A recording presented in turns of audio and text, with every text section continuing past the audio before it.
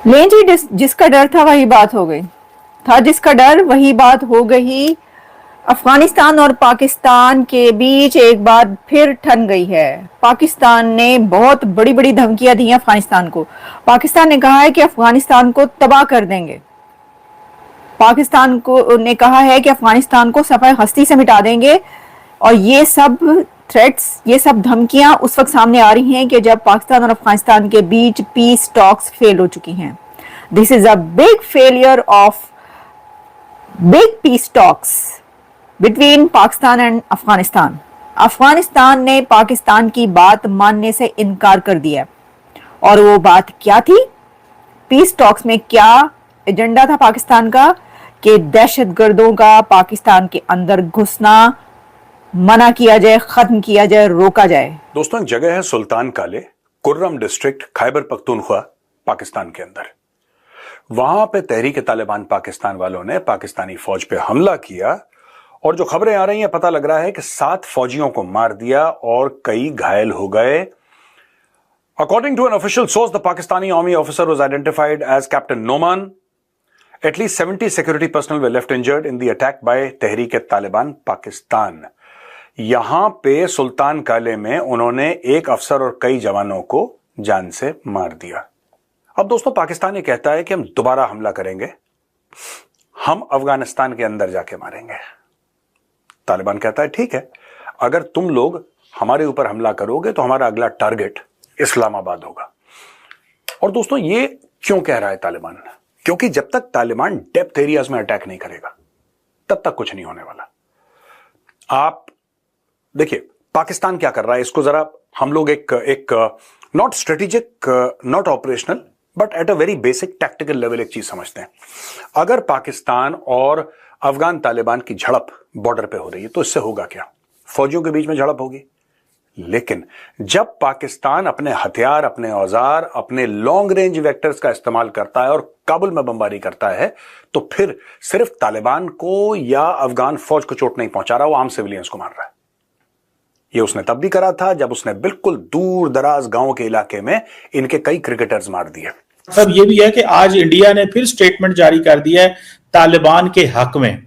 Indian MEA के spokes person है जयसवाल साहब, उन्होंने ये कहा कि जी इंडिया जो है वो अफगानिस्तान की सॉवरेनिटी, टेरिटोरियल इंटेग्रिटी और इंडिपेंडेंस को जो है वो कमिटेड है, उसके साथ खड़ा हुआ है अफगानिस्तान पे।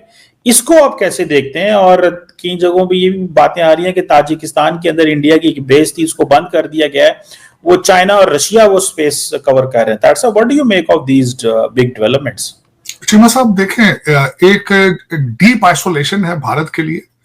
और आज देखें फॉरेन पॉलिसी का स्टैंडर्ड जरा देख लें, स्टैंडर्ड नोट फरमाइएगा कि अलायंस बन रहे, अलायंस होते हैं बराबरी की बेस पे,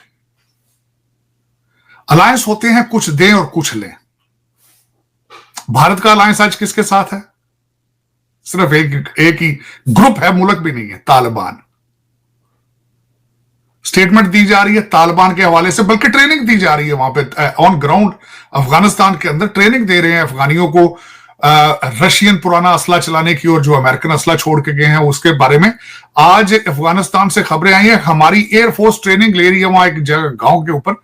ऐलान किया गया है कि यहाँ पे धमाके होंगे, यहाँ पे गोला, तो आप जो लोकल आबादी है परेशान ना हो, और तरबियत दे रहे हैं हमारे भाईजान पड़ोसी।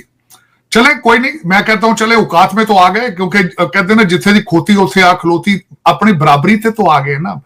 विश्व गुरु से एक ग्रुप के साथ, एक दहशतगर्द ग्रुप के साथ अलायंस आज जो है, मुबारकबाद देना चाहूंगा, बड़ी तरक्की की है आपने।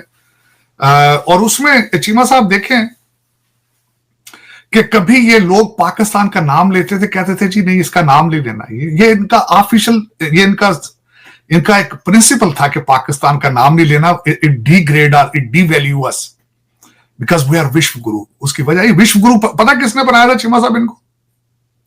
इनको जो बाइडन ने विश्व गुरु बनाया था, जो स्टेज पे पेशाब कर देता था। इन्होंने भरपूर उसका फायदा उठाया चीमा साहब, भरपूर, क्योंकि उस सुत्ते पैसा उन्होंने पता है होश ही कौन सी। और पीछे मशीनरी चलाने वाला ओबामा था, जिसकी सिर्फ प्रायोरिटी क्या थी? लीगलाइजिंग वीड, DEI और गेज एंड लेस्बियन। तो उसका फायदा किसने उठाया? इन्होंने उठाया है, बीबी नेतन्याहू ने उठाया है, चाइना और रशिया ने उठाया है, लेकिन अब वो G2 जो है, वो G2 मैं कहता हूं अगर चाइना और अमेरिका, बल्कि आज भी जो मीटिंग हुई है उसका इंपैक्ट इनको देखना चाहिए ना। देखें चीमा साहब, माजी के अंदर देखा जाए तो चीमा साहब जो सियाने लोग होते थे आर्मी की नकलो हरकत के लिए जमीन पर कान लगा के वो फौज का अंदाजा लगाते थे कि कितनी स्ट्रेंथ है, कान लगा के घोड़ों की आवाजों से। अफगानिस्तान ने ये बात मानने से इनकार कर दिया है और पीस टॉक्स फेल हो गई हैं और इसके ऊपर पाकिस्तान के डिफेंस मिनिस्टर ख्वाजा आसिफ की तरफ से बहुत बड़ी बड़ी धमकियां दी गई हैं और इसकी जो कंफर्मेशन है कि टॉक्स फेल हुई हैं, इस पर जो पाकिस्तान के वजीर हैं मिनिस्टर अताउल्लाह तारड़, उनकी तरफ से ये कंफर्मेशन भी सामने आ रही है। कई एक कंफर्मेशन सामने आ चुकी है। अब तो रॉयटर्स ये लिख रहा है कि Pakistan threatens Afghanistan to obliterate Afghanistan due to failure of peace talks. क्या है? अफगान तालिबान अपने अंजाम का हिसाब ज़रूर रखें, ये कहना है ख्वाजा आसिफ का। अफगान तालिबान अपने अंजाम का हिसाब ज़रूर रखें, पाकिस्तान को आजमाना बहुत महंगा पड़ेगा, ये कहना है किसका? ख्वाजा आसिफ का। कहते हैं कि पाकिस्तान अफगानिस्तान के दरमियान मुज़ाकरात की जो नाकामी है उसके ऊपर रिएक्शन है ये डिफेंस मिनिस्टर ऑफ पाकिस्तान का। अफगान तालिबान की धोखाधड़ी मज़ीद बर्दाश्त नहीं करेंगे। उनका ये फ्रॉड कर रहे हैं, अफ़गानिस्तान हमारे साथ फ्रॉड कर रहा है और ये जो फ्रॉड है उनका, ये अब और बर्दाश्त नहीं किया जाएगा। अगर वो लड़ना चाहते हैं, ये डिफेंस मिनिस्टर कह रहे हैं, अगर अफ़गानिस्तान लड़ना चाहता है तो दुनिया सब कुछ देखेगी। इसका क्या मतलब है? आप समझ गए होंगे। इसका मतलब ये है कि अब इंडिया और पाकिस्तान के बीच जंग होगी। ये जय हिंद दोस्तों, जैसा कि आपने पाकिस्तान के रिएक्शन देख लिए होंगे, पाकिस्तान बहुत कूद रहा था। पाकिस्तान अपनी आतंकवादी गतिविधियों के कारण पूरे दुनिया में एक आतंकवादी देश बना हुआ है। सबकी नज़र पाकिस्तान पर टिकी हुई है। जैसा कि आपने वीडियो में देखा, जो अफ़गानिस्तान है, अफ़गानिस्तान के सैनिकों ने पाकिस्तान के सैनिकों के घर में घुसकर ठोक दिया, क्योंकि दोस्तों पाकिस्तान अपनी बदियों से बाज नहीं आ रहा था।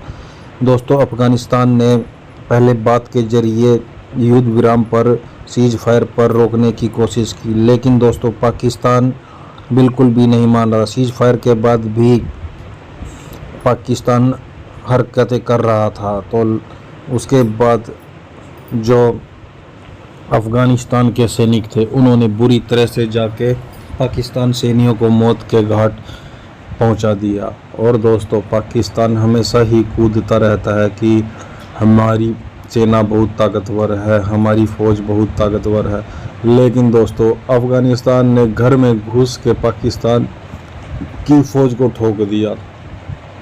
यह देखकर हासिर मुनीर के पैरों के तले ज़मीन खिसक गई। हासिर मुनीर बुरी तरह से रो रहा है। हासिर मुनीर बोलता है हमारी सेना दुनिया की सबसे ताकतवर सेना है, लेकिन दोस्तों अफ़गानिस्तान के आगे भी पाकिस्तान कुछ नहीं है।